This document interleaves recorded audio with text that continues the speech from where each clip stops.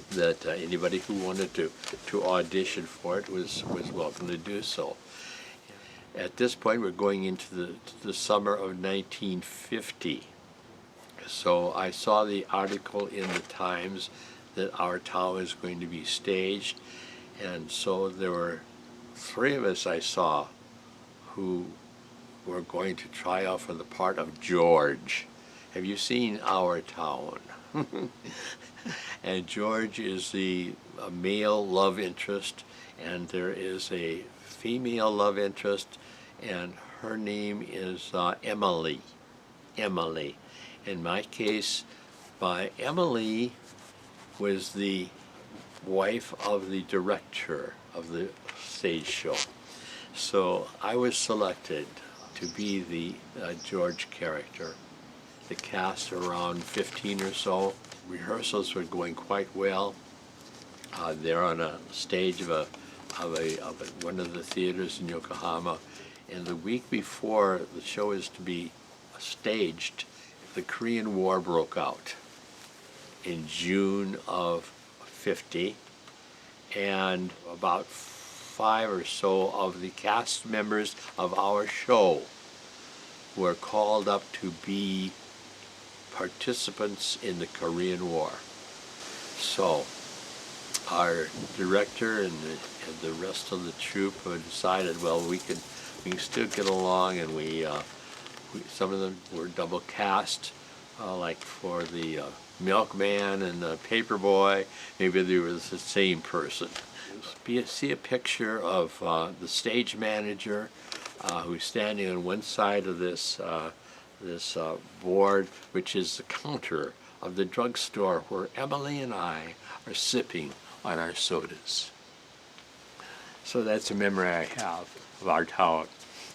And it was another week or so, and the members of our 124th Army Band got the beautiful news that, hey, we've been volunteered for duty in Korea. And our bandmaster had indeed volunteered us if we could stay as a band. So here we are, all packed up. We have our duffel bags and whatever we need to take with us for our new barracks area in Korea. And we also have boxes of our music for our band, both classical and march music. And I was I should mention, I was a librarian. So I was especially careful to watch over that got packed correctly. I should mention before we leave Yokohama, one of the funnest things that I had. I noticed the very first time that I saw Mr. Berglund lead the band in a park, and he was at the microphone trying to explain about the music and things of this nature in a way of introducing the next number, and he was very uncomfortable. And after the concert was over, I said, Mr. Berglund, are you feeling kind of uncomfortable? I sensed that about you at the microphone when you introduce a song. He said, very much so. Very much so, Jerry. I said, well, I've had some experience in public speaking, but he said, I'd be happy to write a script according to the program which you will give to me if you would. And if you'd like me to do this, I said, well, let's give it a try. So the next concert we had scheduled for the park before about maybe a week or so, he gave me a copy of the program of songs. And he said, by the way, Jerry, if you'd like to take a couple of minutes and give a little program with Archie, feel free. So I said, oh, okay, I can do that. See? So I knew that there'd be a lot of people didn't understand English because they were open. These concerts were open to the Japanese public as well, and they did come and enjoy them too, I'm sure. Well, anyway, the next one came time for introducing the band, and so I had an introduction and I read from my script and what have you, and I did it from then on. That's all I can say. But I really was so pleased that I had that opportunity. So on our way out of Yokohama, we were on a train headed south along the Pacific side of Japan, and here was one of the two cities that was bombed by an atom bomb. And I have so great impression in my mind of being, as they say, flat as a pancake, except for one or two buildings that look strictly like a skeleton structure, all the windows out, of course, and everything.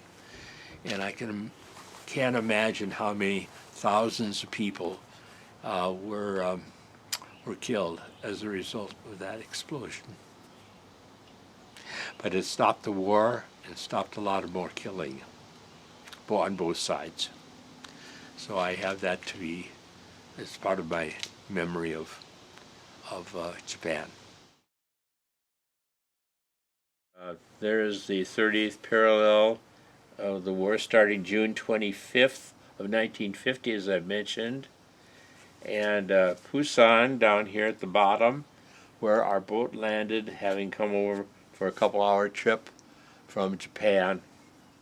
And in Busan, I would be with the 124th, moving around quite a bit for different types of activities.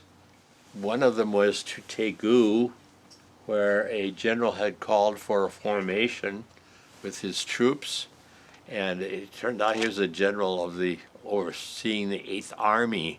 Our band marched in the parade, and the general was apparently impressed. I would like you to be my 8th Army band, and so that gave us a promotion in name only. There was no promotion in rank or pay. I was still a corporal. Now I was in Korea with the band.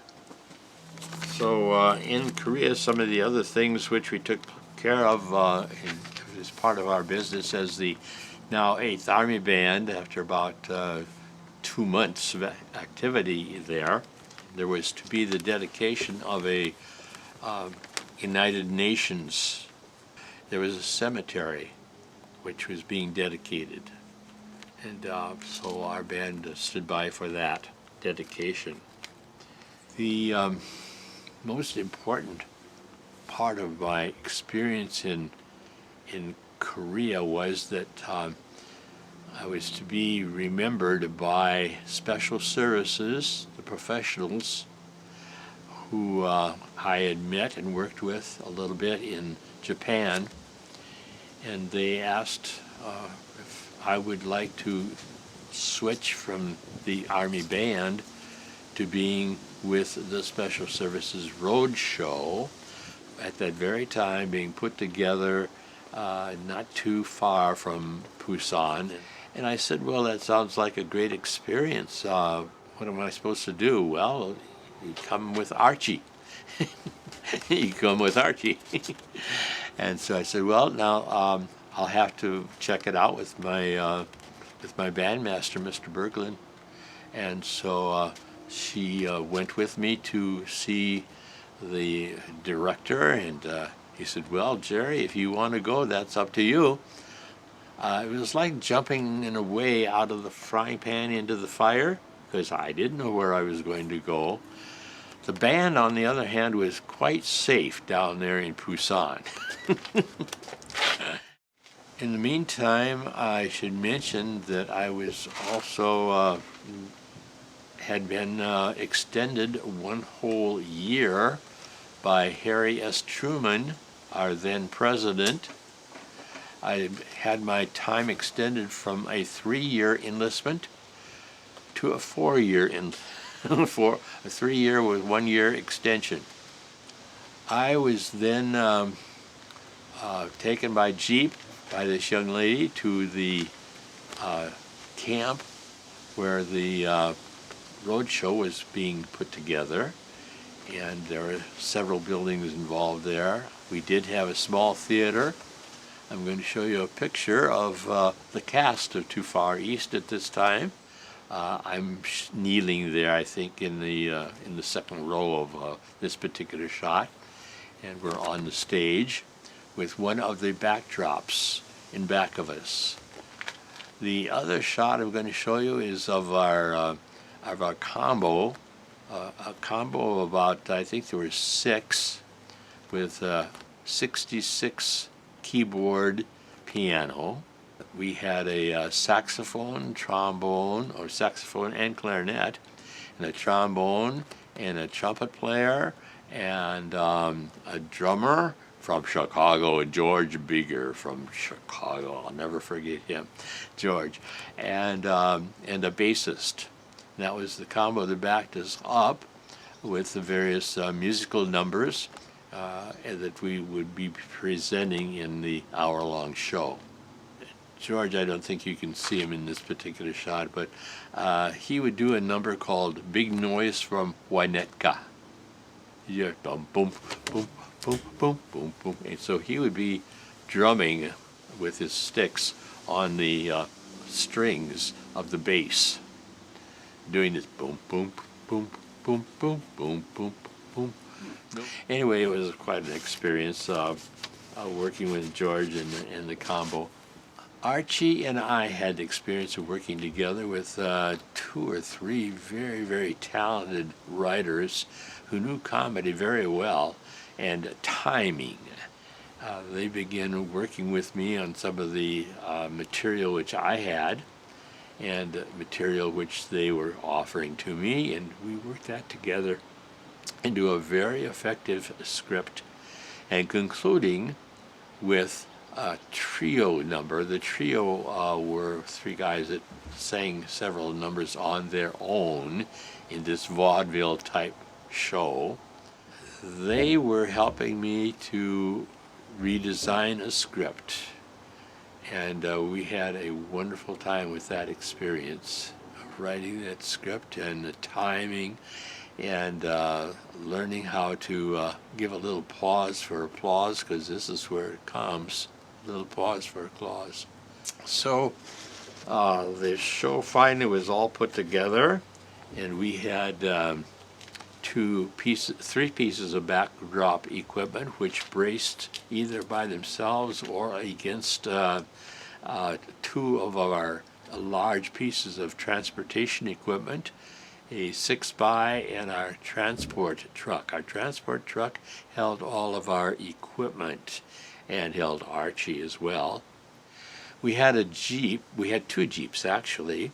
One which carried our lieutenant, who had been an Army Reserve and brought into action to be a director of a roadshow, Special Services. So he had one of the Jeeps, and then the other was a courier who ran back and forth between the headquarters to get our assignments once we were up on the 38th parallel. And all of our shows were being done for units of troops across this parallel. We had about 6 other vehicles besides these 2 and a transport to carry our equipment.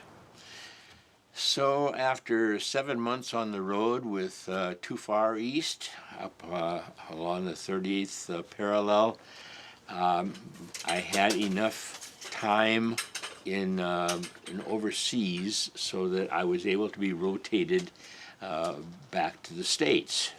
And so I was put on a Jeep and packed up my things and took off for a boat to go over to Japan and pick up another boat there for Seattle or San Francisco. I didn't know which. So then from there I got on a train, and my next stop would be Camp Polk in western Louisiana, where I was able to get a position with the Special Services there. That would be the completion of my service, because I still had apparently some months left on my extension. Remember, there was a year's extension that made it 4 years. So now I had up to 3 years, 7 months, And they said, well, you can't have all of your leave time that you've accumulated. You can take 2 weeks.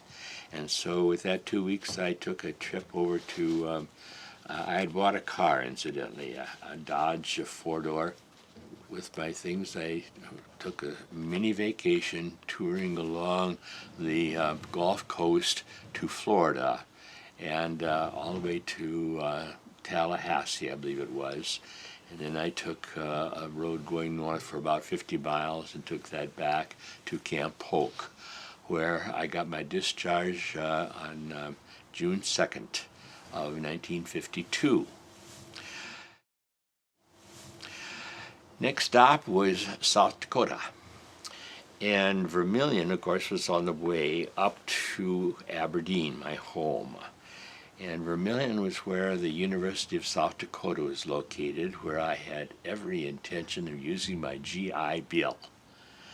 That beautiful gift from the government to everybody from World War II on. So with that stop in Vermilion for a couple of days, I got acquainted with the campus because I'd never been there. I just knew that KUSD, the radio station for the University of South Dakota, was located in the Student Union building. That's all I knew. And I made some phone calls. So I had a stop to make with a couple of interviews with faculty in a couple of departments, including the radio television department. Jim Slack was one of my favorite broadcasters. He was in charge of the fourth floor operation. You knew that you had to start in plenty of time if you were going to be on air, if you were going to start from the ground floor. Yeah. A lot of steps.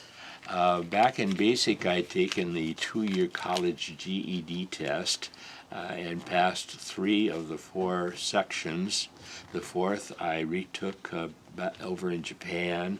That was in science and related subjects, and passed that over there. So I had that transcript to give to them to apply to my credits. Then on to Aberdeen to get reunited with my parents, and that was a joyful occasion, of course. And I would be there for 3 summers. Basically, that's what it turned out to be. And all 3 of those summers, I worked for KABR, the oldest radio station in the area.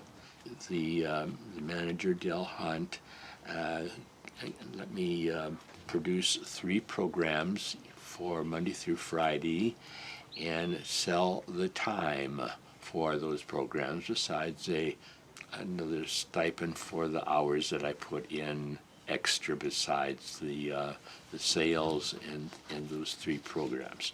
That was a little added incentive and inspiration for picking up some of my continued interest in radio. So then along came the 1st September when I'd leave home again. They had the best program in radio in the state at Vermilion. So I drove back to Vermilion, and I had already found an apartment to stay at just off campus, very convenient. Campus about 2 blocks long and maybe a block wide, so it was easy to get around at that time. It's really expanded, of course, by now, and there's lots of new buildings added, including they've gone from the playing radio station, student operated, to being one of the PBS, both radio and television, for South Dakota, one of the key outlets. Those were good years, and made lots of friends there, and belonged to the Student Union Association rather than going to one of the very popular fraternities, and there were about probably 10 or 12 on campus or off campus. And then getting back to the operation of the station, I had several assignments to fit in with my class hours. and also worked some on the weekends as well. Later on, I learned to write public service copy, 50 cents an hour. And the GI Bill sent me $9.90 a month, $990 a month to cover tuition, room and board, and books, supplies, what have you. That was a standard rate. Oh, and another activity I got started in right away was the Wesley Foundation, which was the college student branch of the United Methodist Church there in Vermilion. And we had our activities with the girls. The guys had their fraternity of the Wesley Foundation, and then the ladies had theirs. And we had some activities together, dances and talks and things like that. So did you pick up a college sweetheart? Eventually I did, not that first year, but into the second year, I don't remember how I met Kathy H, I'll just say H. Her father operated the grain elevator at a town near Doland, this town, Clark, South Dakota. Clark was on the way from Vermilion up to Aberdeen, so she would ride with me to Clark, and of course I met her parents, and then I move on to Aberdeen for vacations, for holidays. She was the art teacher for the Vermilion Public Schools. So with her 4 years of college, we were about the same age. And we just had some fantastic times together. Very mature gal. Long blonde hair, and she knew how to wear it too.